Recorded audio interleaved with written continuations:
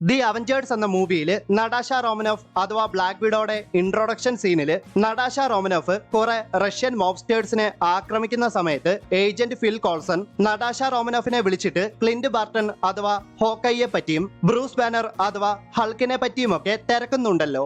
ഇതേ സമയത്ത് തന്നെ ഏജന്റ് ഫിൽ കോൾസൺ ബ്ലാക്ക് വിഡോയുടെയും ഹോക്കൈയുടെയും പഴയ മിഷൻസിന്റെ ഫയലൊക്കെ റിവ്യൂ ചെയ്യുന്നതായിട്ട് നമുക്ക് കാണുവാൻ സാധിക്കും. ഇവിടെ ഈ സീനിൽ മോണിറ്ററിലേക്ക് ശ്രദ്ധിച്ചു നോക്കിയാൽ ബ്ലാക്ക് വിഡോയും ഹോക്കൈയും പങ്കെടുത്ത ഒരു മിഷന്റെ പേര് ആബിജാൻ ഓപ്പറേഷൻ എന്നാണെന്ന് വളരെ വ്യക്തമായിട്ട് നമുക്ക് കാണുവാൻ സാധിക്കും.